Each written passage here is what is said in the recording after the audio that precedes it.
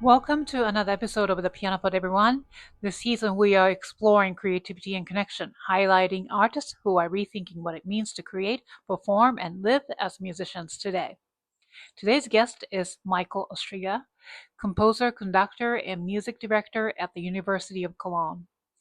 His work spans choral music, orchestral writing, and editorial scholarship, but in this episode we focus on his piano writing, especially his recent album, Perseus. This is not an album you just follow from beginning to end. It's something you spend time with. It moves through structure, memory, and sound, sometimes very precise, sometimes very open, almost suspended. And what I found especially compelling is that behind all of that is something very human. During the recording of this album, Michael went through a deeply personal moment in his life, and some of the music we hear actually comes out of that experience. So, in this conversation, we talk about how music begins, whether from structure, from memory, or from something we can't quite explain. We also talk about expanding the piano, writing for different kinds of performers, and what it means to stay connected to tradition while still creating something new. Thank you, as always, for being here and for supporting the Piano Pod. Here is Season 6, Episode 15 with Michael Ostrzyga. Please enjoy the show.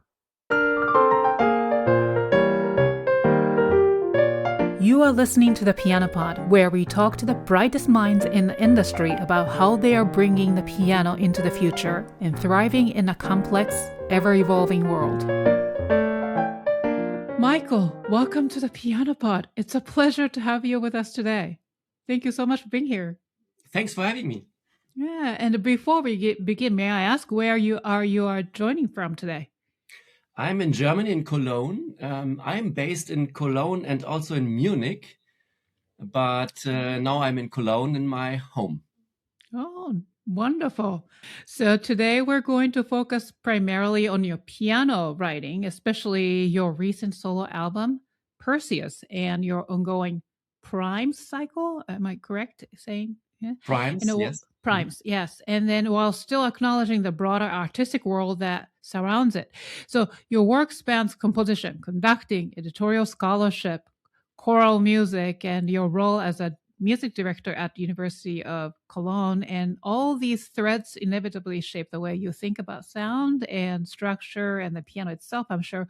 So with that in mind, I would love to begin with this first question. With all that you do, what is the core artistic impulse or purpose or mission that connects everything you do? That's an interesting question. I think, there's this saying, I think it's attributed to Arnold Schönberg, which is, Kunst kommt nicht von Können, aber von müssen. So art is not derived from to be able to do something or to can, literally, but it's derived from to have to do something. So that you are, actually, you must do something. And I, from early age on, music was sort of my refuge, my sanctuary, my very own thing. And later it became much more a shared thing. But what I kept, I think, is the sense of discovery or exploration, and also a sense of play. I think for us musicians, that's a very important aspect. We have to make sure that we don't lose this aspect of playing and this sort of very naive, open-mindedness to explore things we do not know yet. And I think that's one of my core motivations. And what's interesting maybe is that all these roles I play, like conducting, like composing, like doing editorial work, sometimes these roles are interfering with each other. So when I'm more in a conductor's mindset, I am not a good composer. And when I'm in a composer mindset, I'm not a good conductor, because Oh it's a yeah. different thinking. Yeah. When you conduct, you do like very, very split second decisions. You do a lot of many things simultaneously in your head. So you guide the music, but in the same time you do run diagnostics. What's going on? Why are they doing it like this and not like that? What can I say and do to bring the vision I want to realize with the music? And so it's a lot of things are going on. And then when you cut off, you have to be very clear and very short. In very short time, you say, we do this and that, and then it goes on. So there's a flow of this rehearsal, and in a concert as well, of course. And that's a very psychologically different situation compared to composing. When I compose, I can like think about two notes half an hour and nothing happens. And I need it also. So my conductor's mind is too quick for my composer's mind, and vice versa. Mhm. Wow. So then, when you begin a new work as a composer, where does it truly begin? Is it, your music engages with natural, technological, astronomical, historical, mythological ideas, but in the moment of creation, when the idea begins to form, is it comes with an image or concept or sound itself? That's different, and I don't know really. Sometimes it's just a memory. I have a memory, like when I visited a certain place or when I experienced something. Like it could be in nature that I visit a very beautiful but also a very inspiring place, and this sometimes is looming in the back of my mind for years, and then there's a situation which makes this pop up again, and then I feel the need to translate this into a piece of music. It also can be like with my cycles primes, which is about numbers. It also could be something like constructions or architectural ideas. You could do like figure out configurations of certain structures, and then this intrigues me, and then I try to translate it. Often usually I have much more ideas than I have time to deal with them. Yeah, That makes sense. yeah, sure.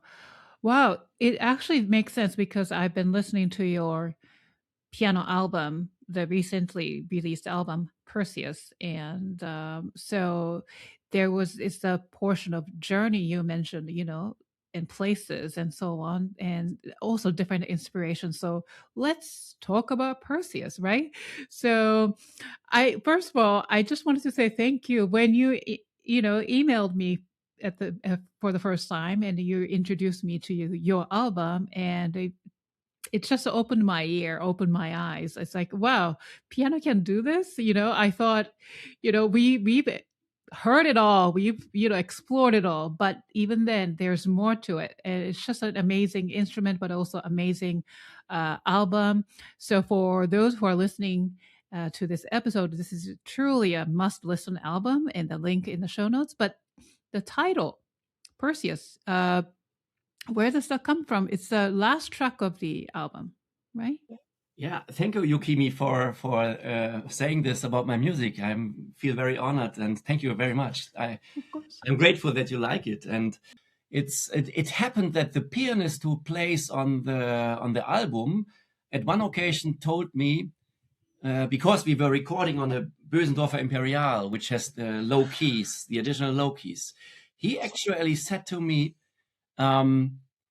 you need to write about Perseus. And I said, what are you talking about? And he said, yeah, I have seen this in a TV show that they actually recorded sounds from a black hole in the Perseus galaxy cluster. So it's a galaxy cluster somewhere out there, and in the center of this galaxy cluster, there's a black hole, and they recorded sounds which can be heard there because there's gas in the galaxy. So this tagline in space, nobody hears you scream from the movie Alien. But actually in this galaxy you can hear something because there's gas everywhere. And so they recorded this, and you actually, somewhere in the internet you can easily find it.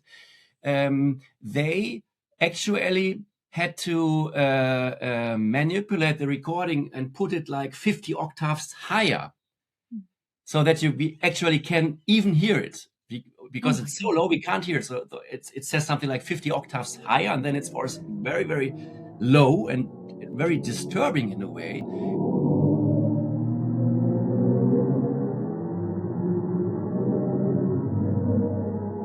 And I listened to that, and then I thought, yes, I could create an sort of a travelogue going to that galaxy in a way, and in my music translate it in a actually very, formally speaking, in a very traditional way, because I have of course I have these modern effects like playing inside of the piano. I devised that, but then I also have something like an recitativo part in it, where I felt this is like in an oratorio or opera, where we have actually like a scene going on, which is happening right there, and where the black hole is described or something like that. Of course, it's very, very there are no words describing it or explaining it. It's not explicitly said, but that was my idea, to have sort of these traditional Western ideas of our music, how we illustrate things in our nature, like Haydn's The Creation, or pieces later on, Programmmusik, this like Beethoven's Sixth Symphony. So there's sort of this idea of illustrating what we see there in musical terms.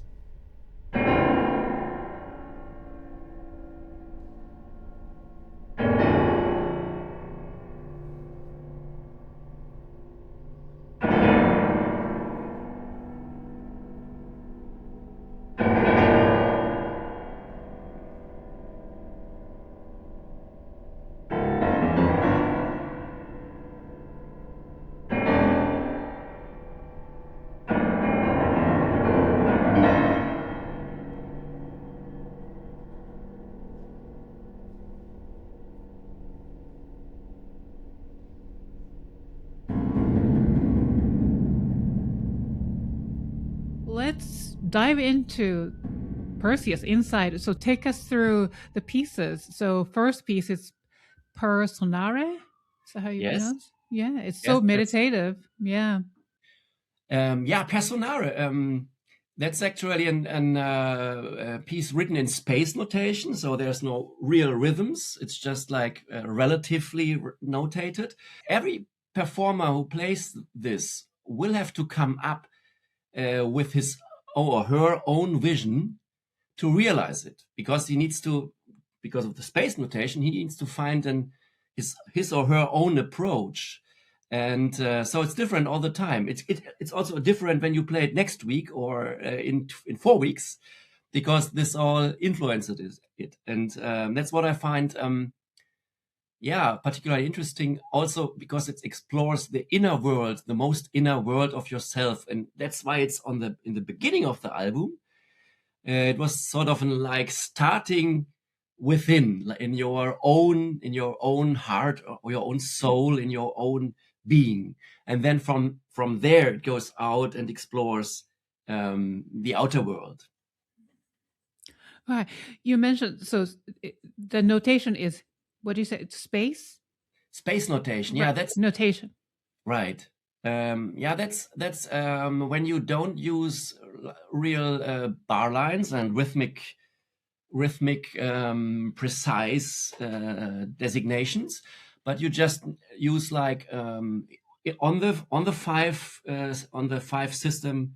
line system, you use, of course, pitches and notes, but the space between the notes is informative when the next note will come. And also I use like very small notes, smaller notes and bigger notes. And also I used grace notes. That was the only thing I also added. Grace notes as very fleeing, like very short, elusive tonal events. So it really depends on the, like you said, the day, depends on the person who plays, how you interpret the space or the time is different, right? Right. Yeah. So it could be very long, a long piece. It could be very short. And also this has the sense of play again then, because you need to like play or discover the material and discover what your own mood and mindset is at the moment. Wow, interesting. Wow. You can sort of tell what kind of personality this person has too, right? Yeah, it's like a Rorschach test. Yeah.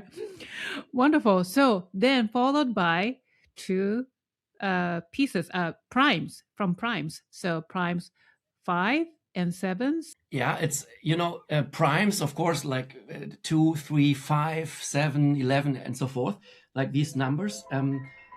What you mentioned about 5 is correct. In this case, I used a pattern of 5 notes, and I actually have had that pattern go through different bars. So the bar is different than the pattern, the length of the pattern.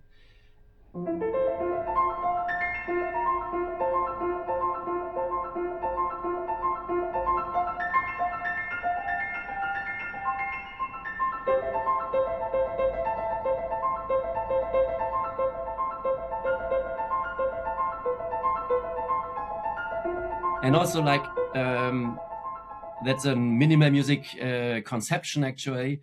I changed, or I put on this pattern of 5 notes, I put different patterns on it or below it, which have like 3 notes or 4 notes, and this changes all the time.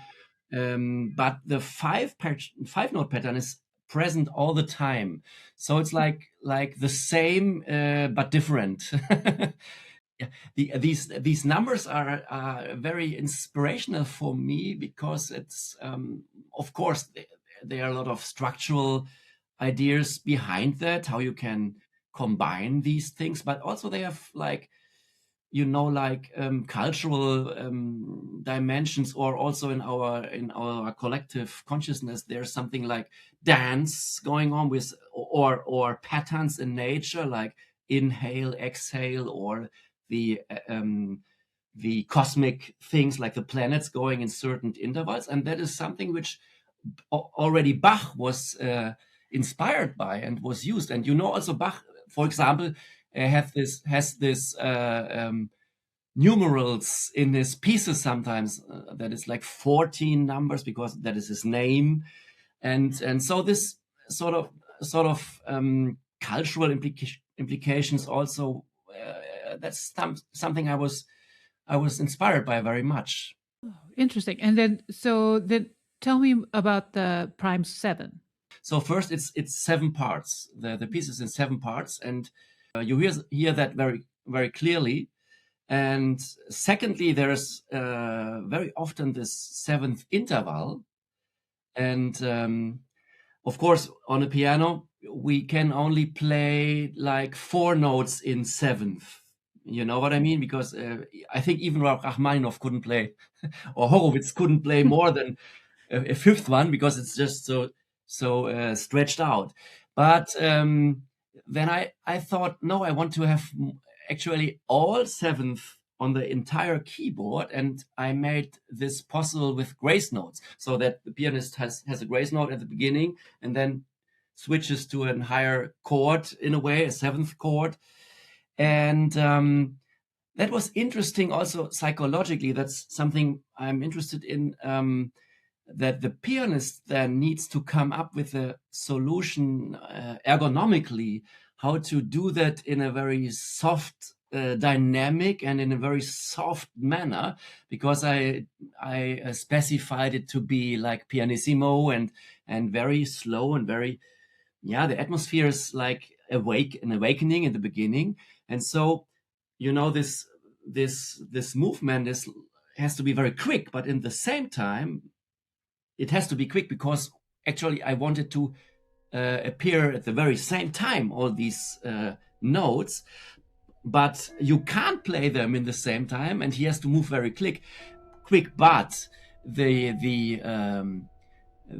expression of it should be that it's very calm, and this is sort of an contradicting process going on, because I wanted it to be translated as a very, very calm movement, but it has to be very quick, actually.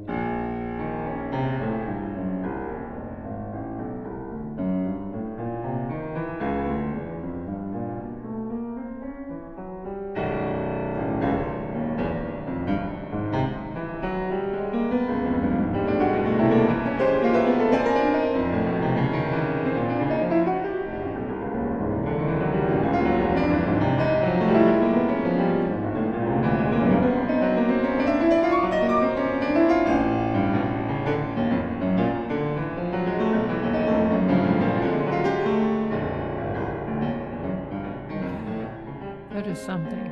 Well, just mind blowing. I actually have to see this, score again and then, listen to what you said again. But now, before we go any further, I know that you're developing your solo piano cycle primes, right? Yeah, that's true. I've started with 5 and 7 because that was just the first things which took off in my mind. And in the beginning, I didn't know I wanted to do the other ones too. And then it became quite quickly clear to me that I wanted to have set of pieces, and also that is a prime, like 5 or 7 movements, of course. But the particular one, like in 5, the 5 is much more present, of course. And there's what I hinted at. There's a lot of things you can do with the number. Like in 7 also, there's a section where I use scales, because a scale has 7 notes. So I use scales, but I use different scales all the time. And then I jump to another octave to a note which was not in that scale, present in that scale. And then I could start another scale from there. And then again, I could jump to another note in another octave to a note which was not present in the previous. So it's like a serial way of composing, but with tonal materials and not with atonal, with like dodecaphonic material, but with tonal material. And that was, I'm very interested in recombining tonal material or traditional material in ways which are new. You know what I mean? And the numbers are sort of like a jump off point to find a lot of structural ideas. And then also, what I said is the cultural dimension, or what I added. It's just not about the numbers, because that would be boring, wouldn't it, when you just have the numbers? But I also tried to like encapsulate a certain mood with every of these movements. So the 5 movement is sort of like a computer playing around with figurations very quickly, or like a mosaic of sound of lights appearing and repeating in certain ways. So it's sort of like an imagery which is present, and you could probably easily translate this to like a movie where something like this is happening, like flashing lights going on. And 7 then is completely different. It's more like a very sinister a mood, like the 7 sins, or like I don't know if it's only an European tradition, but the 7 is sort of like the number of bad luck. And wir sagen, we say, for example, we say when you are married, the 7th year is das verflixte 7. Jahr, so it's the wicked 7th year, or and so I used it sort of like a diabolic music also, in that very violent also in some moments. How interesting. So you're using number, not only the structural purposes, but also like putting sort of like, I don't know, different elements to it, like, right? Superstitious. And some things are obvious, like 3 has of course the Trinity.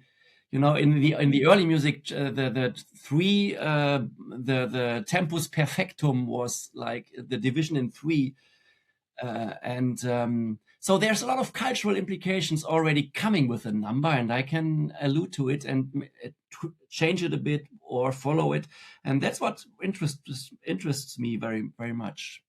Well, thank you for sharing that.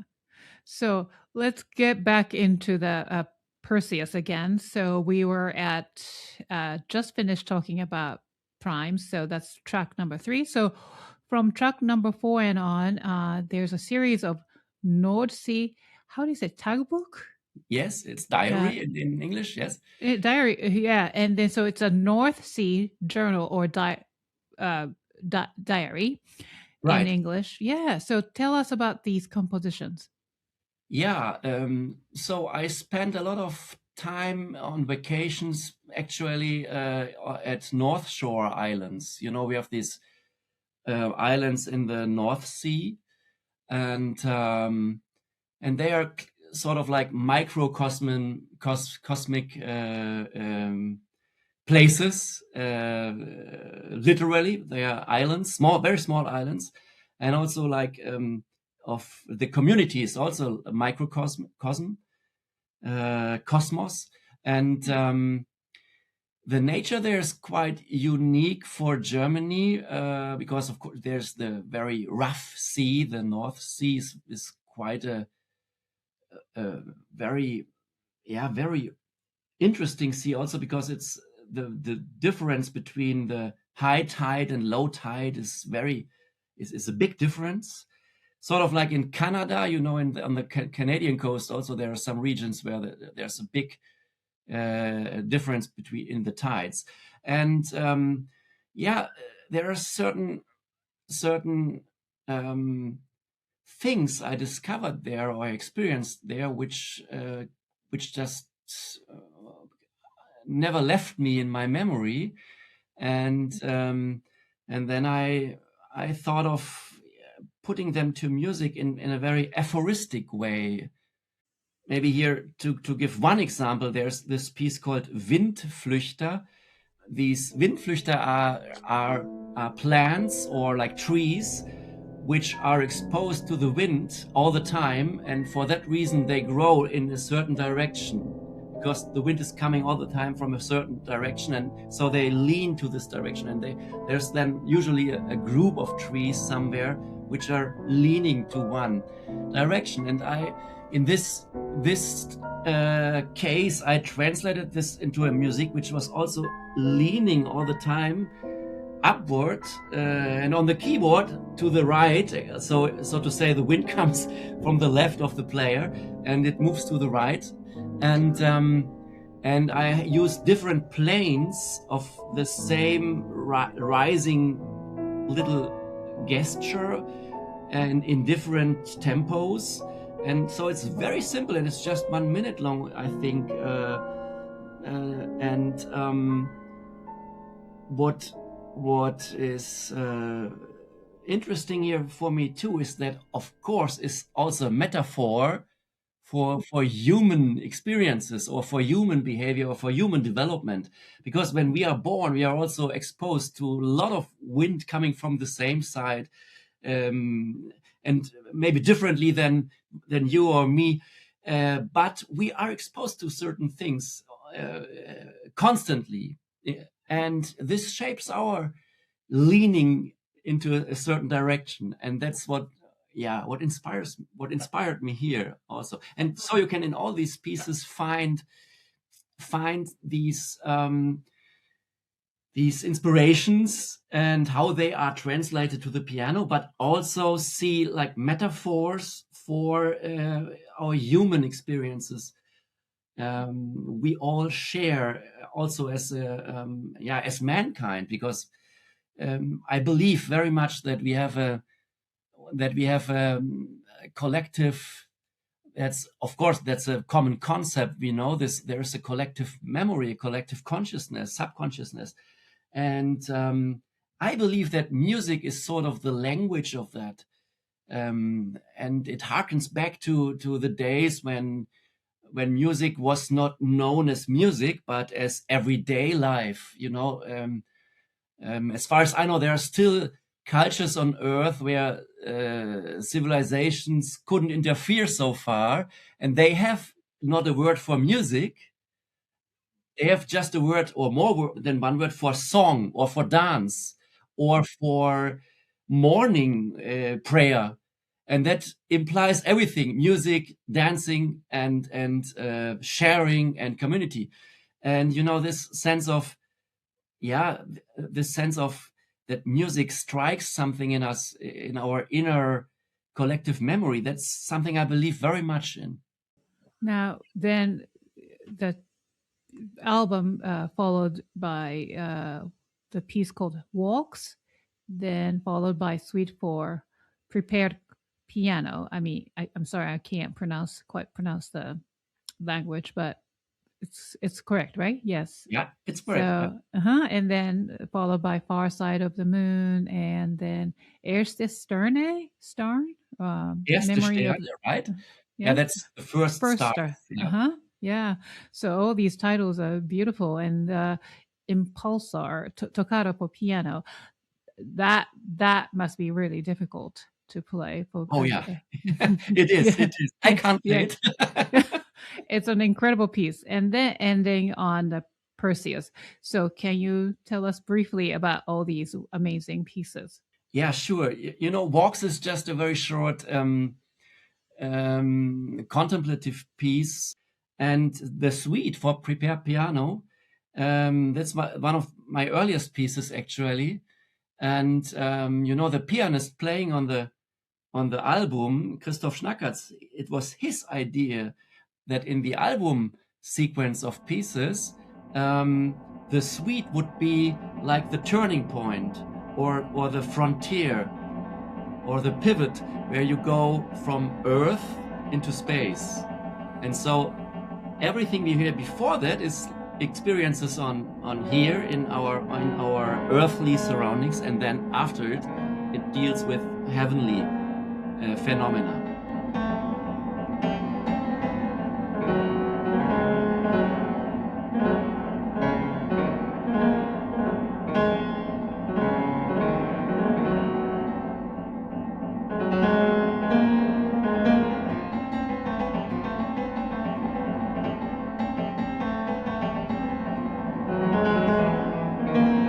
And the suite is, it's an for prepared piano is, of course, you think of John Cage when you hear this, but I was also thinking of Bartók and also Debussy in a way, and of organs, because on an organ you can play on different keyboards at the same time, and sometimes I use the preparation to have like an additional keyboard with a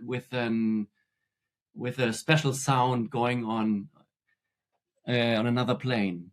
Yeah, and also there's in the suite there's an quote of a fugue by Bach in the slow movement. But actually, because it's prepared piano and also Perseus, I was inspired by these two pieces by George Crumb. You certainly know him, Yukimi. I met George Crumb personally in Italy, You uh, mentioned, yeah. and that was fantastic to meet him. And I am very haunted by the music of George Crumb. It's something like which follows you when you have. It pops up in my mind sometimes because it's such a special music. It's so unique. So I actually, it's actually my quote of Bach is actually a quote of Crumb quoting Bach. Wow. So Lots of name dropping. yeah, yeah. So there's even more like an interreferential or super referential plane to this, and yeah, that's in the suite. Are these the only ones that are sort of quote Yeah, unquote prepared piano? Mm-hmm. yeah. This is the only one prepared. I never did this again. Also, I don't know why. I don't know why. I did write something for detuned pianos, like two pianos which are a quarter tone apart, which is very interesting because you can write something like glissando in a way because you hear it like glissando. The mind, like a mind completes a circle when it's incomplete. The mind, when you hear like a quarter tone scale, you hear it almost like a glissando. That's interesting. It is interesting. Wow. This is like a completely different language. Like really totally like your mind works like an engineer. You know what I Yeah, mean? exactly. Yeah, yeah. And the other movements following then Far Side of the Moon is just it's also inspired by Bach because it alludes to a certain piece by Bach for organ, one of the trio sonata movements I played as a young teenager. Then is Erste Sterne, the next one. Erste Sterne is indeed a very special memory of a certain situation. I still have very vividly in my memory. Yeah, and then it's Impulsar, which is like a play on the title is a play on words, like pulsar, these very fast rotating objects in the sky, and impulse, an impulse, an impulse, and also pulse is in there, so it's a play on word. And then there's Perseus, the last one, where also have the pianists play inside of the piano. That's of course something which owns a lot to George Crumb because he did that so beautifully, so often. That's right. Wow. Well, thank you for showing us your piece. And this album available on Spotify and Amazon Music and iTunes and so on. Yeah, it is. It is. There's also a CD out there with a beautiful booklet and a lot of text in there about the pieces. So and a lot of beautiful artwork also. But you can listen to it on streaming services. Yes. But if you want to actually purchase a copy of the CD, where is it available on Amazon, or should we visit your website? Oh, it's not on my website. You can. I think it's on Amazon. I'm pretty sure, but you can also just browse the website of the label. It's Spektral. I have a booklet here. It's Spektral. Oh, beautiful. Yes. Mm-hmm. This is, yeah, this is a picture of the Perseus, a part of the Perseus galaxy. Yeah, Oh, wow. Okay. right.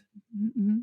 And on the website you can purchase it there, for example. But I'm sure that it's on Amazon as well and on also available from other retailers.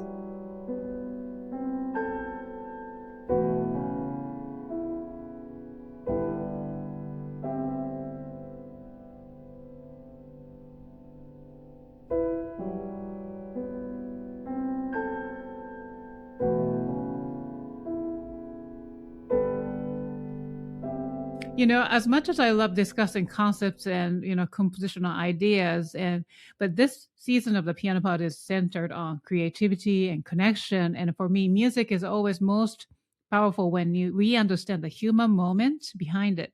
So I would love to shift our lens now to something more personal in the recording process. So you mentioned that in the guest form, during the recording period for Perseus, an unexpected technical incident forced rescheduling. On top of that, you had some personal family issues that you were dealing with at the same time. So, if you don't mind sharing that story. Yeah, sure.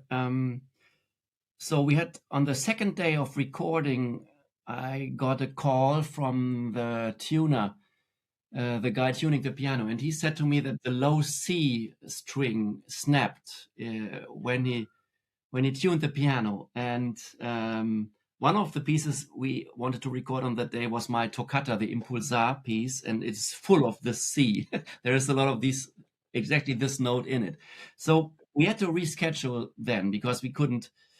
Yeah, we and then the next. It turns out in the end that the next recording day, everyone was available: the pianist, the sound guys, and me, and the hall also. The instrument was then 4 weeks later, or 5 weeks later, I think.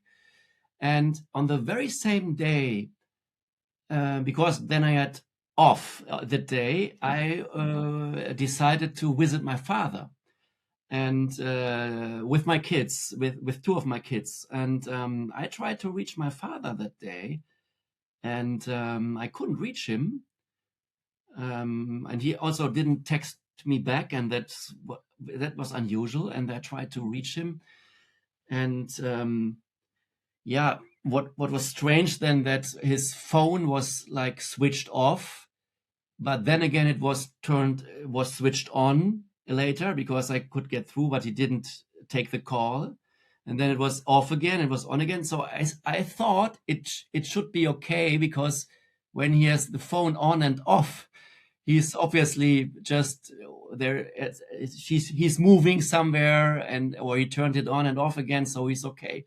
But it turns out that later that day, so in the evening already, I started to call the hospitals, and also the police and the emergency, where you can place an emergency call, etc. So I called there, and when I had the second hospital on the phone, they said to me, "Yes, your father is here." And then I thought, okay, he's there, he's okay, but he's there because he will take the phone, the call now from his room. But then there was a nurse coming in the line, and she said to me that my father had a heart attack Oh my and had to goodness. be, yeah, and had to be reanimated for almost half an hour. That's terrible. It is. And then it was a weird, surreal call, because she just listed all what happened like you would do to another doctor or something. It was like a report, very, very uh, rational report of what was going on. And then the doctor took the phone, and he even explained to me things I didn't understand, in like medical terms. And I was like completely overwhelmed, of course, and didn't know what to do. And the next day, I drove to the hospital, and then I was actually every day there. He was in a coma. Oh. Um, they had him, but not an artificial coma. It was not that they had let him sleep, because he needed to like heal. His lungs needed to heal, and his heart and everything. And so it was like he was really on the verge of fading. It was really like very, very critical. But in the end, like, he was in a coma for 3 weeks, I believe. And I was like sitting there, and also playing music for him uh, Hmm. all the time. Of course, not myself, but on an MP3 player or something. I was playing music, and in the end, he came back, and Yeah, I was in that time, that's maybe weird, but in that time I actually composed two pieces which are now on the album. I, and weren't even meant to be on the album because they didn't exist at all. So for the original recording session we planned, these pieces weren't there. And you know, somehow in dealing with the tragedy, I was somehow drawn to write music, sort of like an escape from being yeah, being facing all these Mhm. all these things which I didn't know will happen or won't happen. So would I have to say goodbye to him and never speak a word to him again, which is like quite tough. And then you are switching between hope and despair, and sometimes not know. And also you're like in a managing mode because you're talking to the doctors and saying, yeah, they ask you, can we do this, can we do that, and also you make new connections to the personal working there, so you get to know them quite well because you are every day there. So there's a lot of things which changed in my life and were different than before, and somehow music draw me to it. The music draw me to music, if that makes sense. And then I wrote these pieces, and one of is the Far Side of the Moon. That was, of course, my father being in a coma, but also it was like, you know, when I remembered how my life was with him, there's an aspect of childhood, fatherhood. I am now a father. I know the other side also, which is like a very huge distance between a father and his child, or a mother and his child. You are connected, but also in a way there is something you don't understand, and you think he there in this and this sense he or she is on the far side of the moon. And that is what my piece is somehow about. It circles about this idea that we are connected but also disconnected in the same time. Yeah, and Perseus, of course, is then the piece we talked about already, the piece about the black hole. And this also came to me, it just came to me. It was just there, and I wrote it maybe quicker than any other piece I wrote. It just was there. I work on the piano often, and I just play like improvising, and then I feel, okay, you have something here, and then I explore it further. And Perseus was just really one of the pieces where I didn't reconsider and reconsider again, what I often do. Like, but here I decided very quickly. You know, composing is like, also performing, playing piano is like making decisions all the time, isn't it? Like, and sometimes you can do it very quickly. And sometimes you need a lot of time, and you are not like in a mood where you can make decisions one after the other. And in this case, I could do it very, very fast. And then the piece was there, and we recorded it in the remaining recording sessions. And so they both made it onto the album. Wow. What a story. Yeah, it's amazing. I get to interview a lot of composers too, and then they said, "Oh, my music tells a story." Yes, but sometimes it's nice to hear the backstory too. Just gives a different, I don't know, dimension to this whole entire work. You know what I mean? So I Mhm. appreciate you for sharing your really personal story here, and that you're a good storyteller, by the way. Oh, thank you So, so much. Thank you. so once again, for my audience, please listen to Michael's amazing album called Perseus, available on streaming services.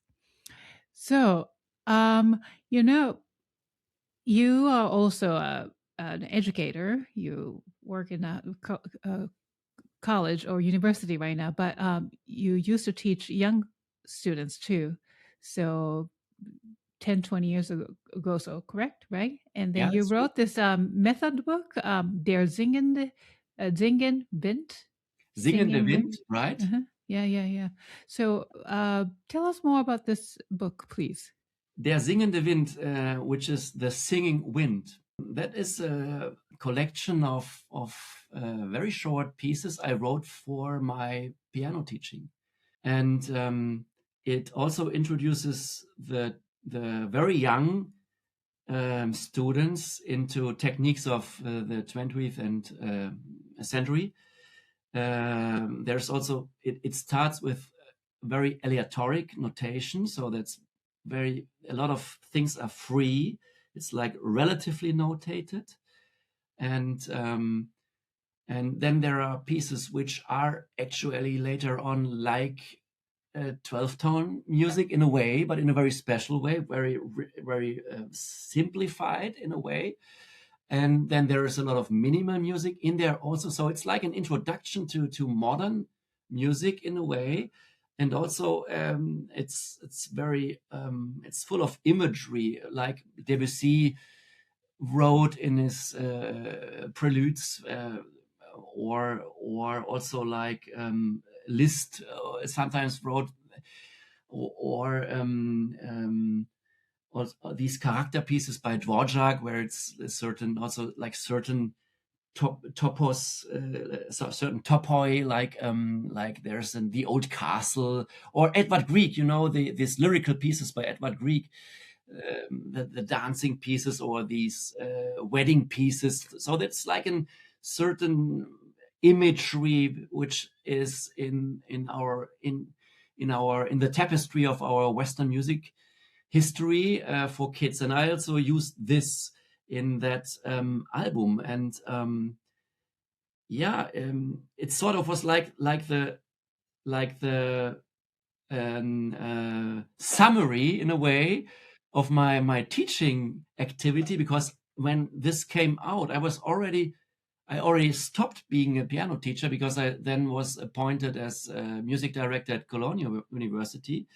And this music is sort of like, this album is sort of like a testament, or my legacies, if that is not too preposterous, of my piano teaching in terms of modern music. Oh, I would love to purchase that. Is it available It to is. purchase, right? Yes. It's available from the Breitkopf and Hertel publishing house, but I believe you can get it on Amazon and everywhere, I think. It was quite a success. It got very good reviews. I was happy about this, of course. It's always nice when your work is recognized, of course. And I was very happy. And still to today, sometimes people write me and they say, I'm really so happy I found this album. It's great, and they love it. And it's nice that this part of my career, of my musical life, somehow is still in a way there. I feel sometimes when this pops up again, it feels like a letter from a former self. You know what I mean? Because I didn't teach piano for maybe 15 years, or maybe even more. Yeah. Except now for my own kids. So sometimes I teach them. They have a piano teacher, which is not me, because I'm struggling to teach my own kids. It's somehow, It's hard to teach your kids. Yes. isn't it? So they have a piano teacher, but not everyone, but some of them. But I practice together with for example, with my youngest daughter, and then this is fun. Also, it's sometimes not fun, because when you are so close, you are also like I'm sure. I know. very hard on each other, and very open, and very yeah. So this album, I see it like a letter from a person I once was, also. And yeah, I'm happy it's there. It's always nice. That's the beautiful thing as a composer, because you create something which stays here. And so it documents something you created.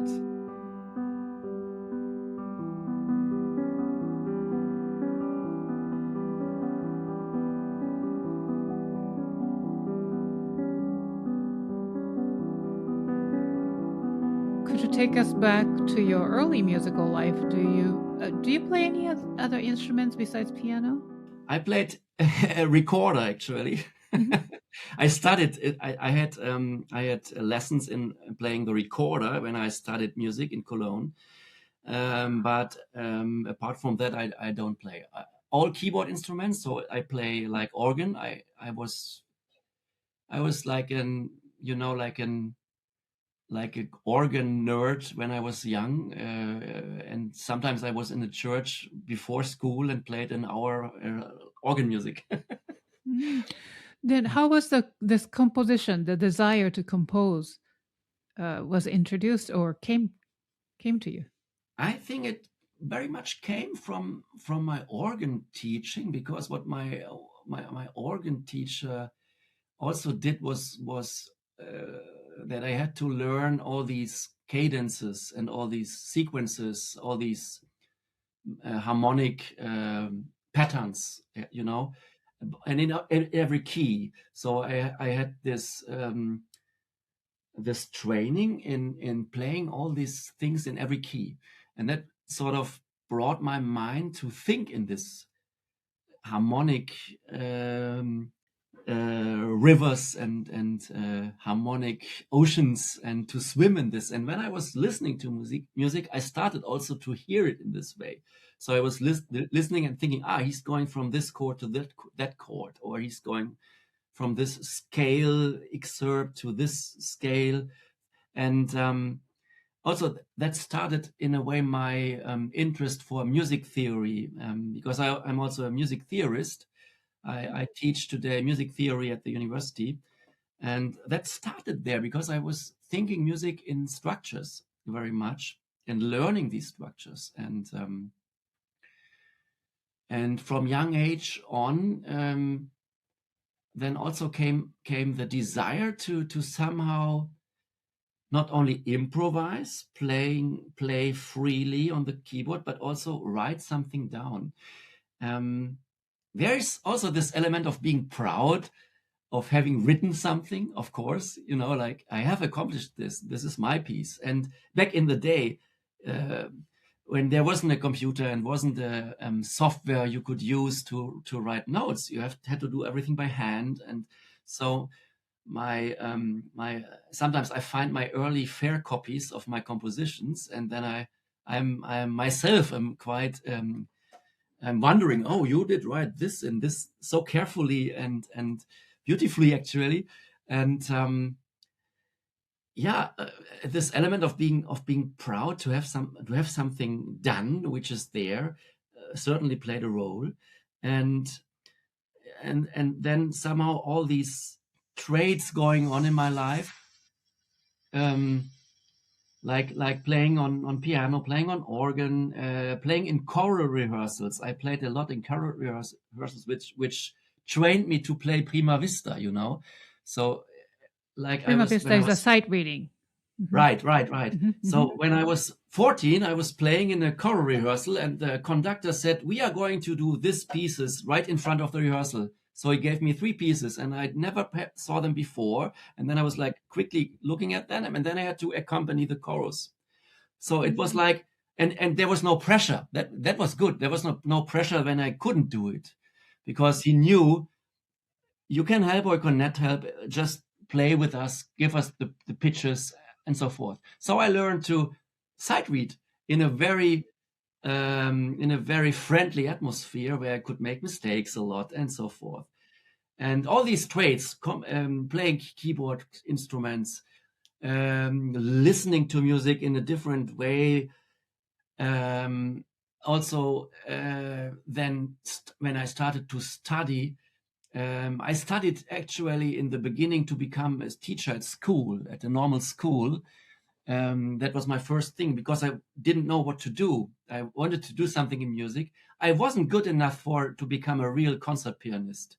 So my technique was not good enough for that. Also, when I practiced too much, I had problems in my fingers, like a pain going on, and so I couldn't practice so much. So I couldn't become a concert pianist. And in all this, this journey where I didn't know where I will be at some time. Composing was there all the time. Sometimes more, sometimes less, and I'm actually quite happy that I did this like 20 or 25 years, 30 years ago, because in those days you had really to do it by yourself, like write it on a paper. Um, there's a lot of good things when it comes to computers and so forth, and KI, of also that, AI, also that. But I think when you have to do it, and everybody has to do it by himself, not having these tools, there's for me it was a good thing because I could like figure out it by myself, like discover it in my own tempo. And yeah, composing stayed with me all the time and to this very day. And I'm happy about this very much because it's, yeah, with composing, you can express yourself, you can communicate. You are also, it's like a therapy in a way. Sure. Oh, Mm, yeah. Then you got to study with Peter Degenhardt. Is that how you yeah. pronounce his last name? And so, and that's George Crumb's student. Yes, he studied with George Crumb a lot, and he introduced me to George Crumb's music. Peter was fantastic. He was really a very inspiring teacher, and especially interested in modern music and also in jazz, for example. So we played a lot of jazz and listened to a lot of jazz music.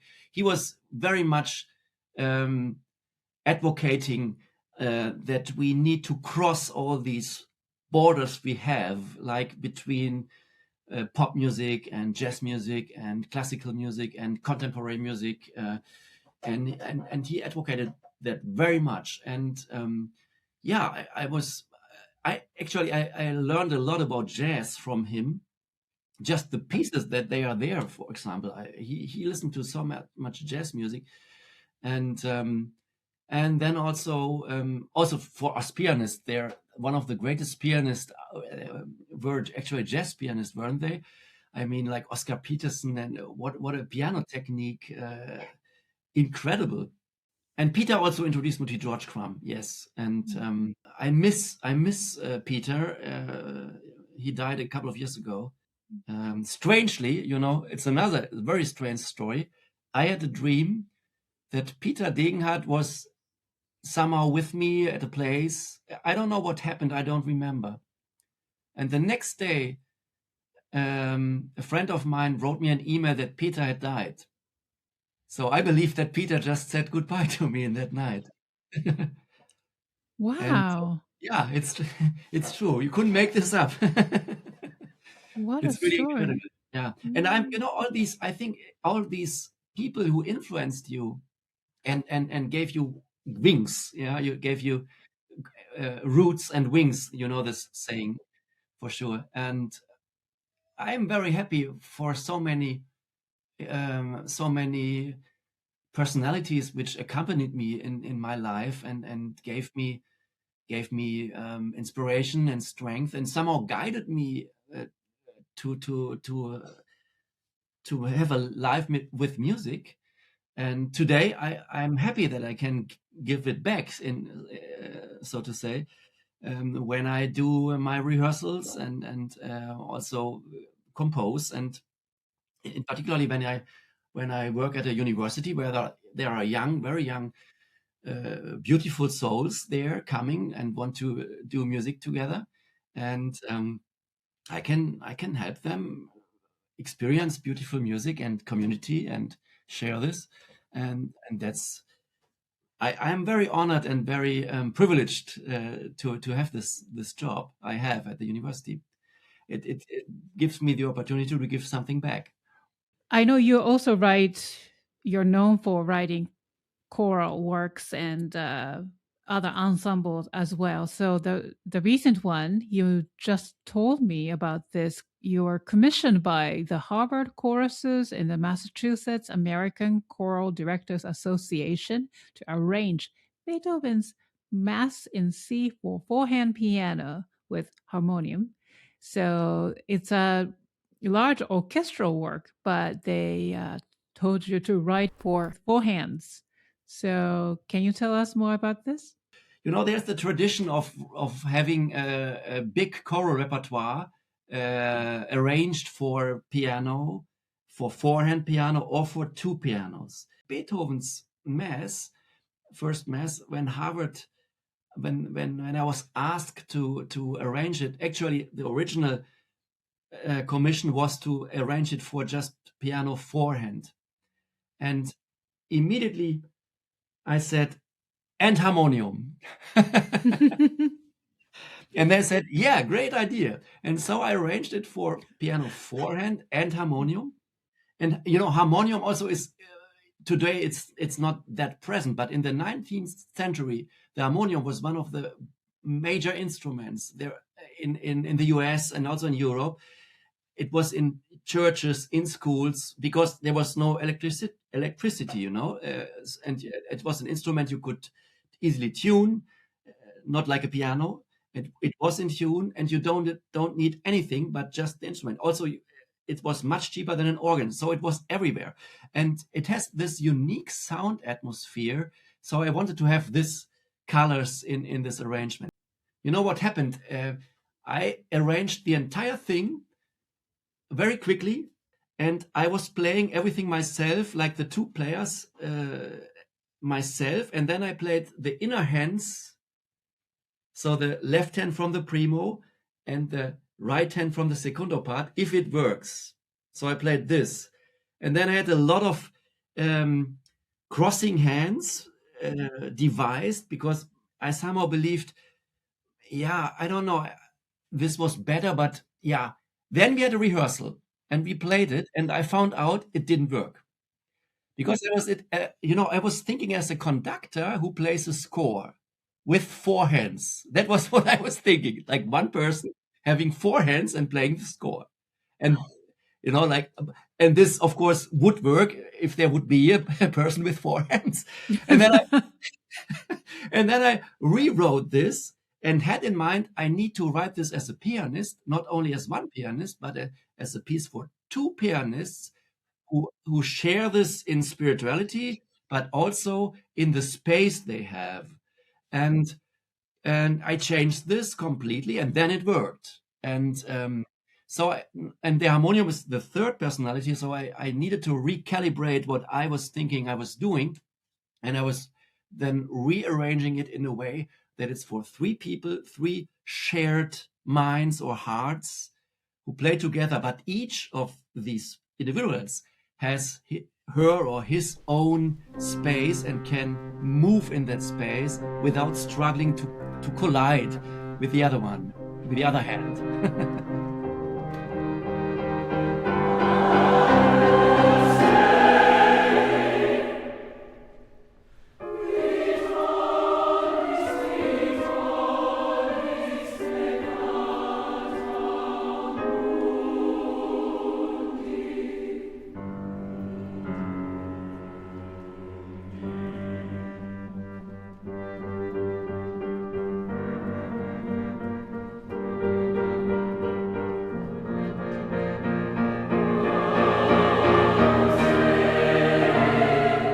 So this Beethoven's Mass in C for four-hand piano is available as a score? It will come out from Bärenreiter Publishing House in this summer, because next year, it's a big Beethoven year. It's the 200th anniversary of his death, and the score will come out, and this came completely out of the left field. This commission, and I was like, at first I thought, oh, this is a lot of work. Do I want to spend this much time of my life to this project, because then I can't do other projects? But then immediately I thought, no, that's such a fantastic opportunity to delve into this music and also to explore the piano in a way I haven't before, because I never did this before. I wrote for two pianos and for piano forehand. I did that, but my own music. And I never arranged it. And there's this rich tradition, like Carl Czerny wrote a lot of this, four-hand works by Beethoven. There is actually a four-hand version by Czerny of the Beethoven Mass. And but you can't combine it with the chorus because it has all the chorus already in. You know what I mean? It's like the full score and with all the forces is already translated. So the soloists are in the foreground, the chorus is in the foreground. So when you put the chorus now back in reality, it doesn't really work because the balance is different and the materials are not, it's not structured in the right way. So, but it was interesting to see all these pieces by Czerny, how he did that, how he translated the music which was much larger. For example, what he did was that he often added a dissonant note like a seventh to a chord, which was not there in the original. And I believe he did that to compensate that you don't have all the orchestra resonances and all the sonorities of the orchestra. So he needed a note more in the chord to give that impression that there's more resonance. I believe it at least, and that was very interesting. When once it's published, I can't wait to check out the this Beethoven choral. And then also, I want to talk about your Mozart Requiem, right? Yeah. Tell us. Yeah, Mozart Requiem is, that's a holy cow. And as we all know, he himself didn't finish it, but Süßmayr did finish it. And that was something I more and more discovered, like when I experienced, I remember to this very day that I, for the first time, noticed or recognized, okay, this is not entirely by Mozart. That was, I think, when I was 18 or 19 years old. And then I noticed, like 5 years later, oh, there are different completions. Because I listened to a completion and I was in the Lacrimosa in bar 9. It was like, huh, a different music is, it's not Mozart. And then I learned, okay, there are different completions. And then the next step was that when I studied conducting, some of the classes for the church musicians had on the desk one of the modern completions, and so I learned to analyze this completion and compare it to the Süßmayr and so forth. And yeah, the end of it is that I tried my own completion by studying analyzing Mozart's scores very, very thoroughly, and then try to come up with what I think is within the space in which Mozart would have written it. So of course it's not what Mozart would have written because nobody can know this, but at least it's inside the stylistic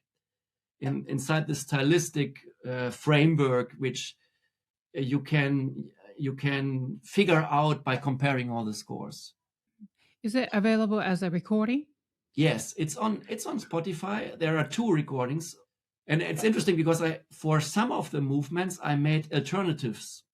So there's like there's a reason for this. I can't delve into this. This would take too much time. But there's a certain reason because that I found out that from Sanctus and Benedictus could be in Mozart's style in two very different keys, for example.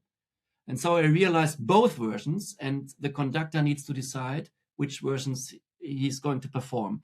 And one of the recordings on Spotify has one scenario and the other one has another scenario. So that's great. So you meaning you created 2 versions? Only of 2 movements. Oh, I see. Okay. Yeah, and so what I was actually, it's like the next step in this history of completing the piece, that I involve the performers in deciding how the final version of the piece will appear in the concert. Oh, it's been so much fun, like talking about your music. I have just couple of more questions regarding like more Sure. philosophical, if that's okay. You talk about, responsibility early, contributing without expecting immediate reward and remaining curious about the unknown. What does responsibility look like for a young composer or performer today? That's an interesting question because, composing is like, in a way, creating worlds and creating provocations or creating reactions, how we live. And I think we need those reactions in a cultural way. It could also be a painting, or it could also be a theater piece or a poem. I believe we need this reaction to know who we are and to know where we want to go and what kind of community we want to have and want to be. And I think, I strongly believe that music makes us better humans. And of course, I didn't invent this wording, but I strongly believe in this. And I believe that we need to try to reinvent ourselves and our music constantly. Not that we have to discard what has come before, but for me, it's like necessary to have the complete picture, because our lives are not a museum where everything is set and everything has been done, and you can see it like behind glass and see it as something which is there, and you are not able to interact with it. And that's what I believe is very important, that we as much as possible can interact and being involved actively in modern arts, also in sports. The same for me in sports. And it's not only because of the music, but because of the community aspect of it, because of the sharing of aspect of it, because it's communication. It brings us together. Steve Reich said an interesting thing when he said something like, when he studied to become a composer, everyone was supposed to write his own language, because that was the definition of a composer, to invent his own language. But then he said the next step for him was to recognize that when each of us speaks his own language only, there can't be a communication. It's actually like Babylon, like the Tower of Babel, because nobody knows what the other one is wanting to say. And also it imposes on the others, my language is more relevant than yours. And but what I now theoretically said, in reality is very hard to grasp. And very often I don't know how I would do it, or I can do it, but my compositional activity is sort of my humble attempt to seek out how I can do all what I just said. And I think I appreciate other composers very, very much, and appreciate when they find it sometimes very often in ways much better than I can ever do. And maybe here it's important for you to just don't give up when you feel this. I very often feel I can't compete with what I just heard, or with that other composers have written so far. But then on the other hand, that's not the reason why I write to compete. The reason is that I communicate what is inside me and wants to be said. And that's what I think it's sort of the authentic aspect of it. that it needs, of course, to be in your own language, but put in a way that others can react to it and can be involved.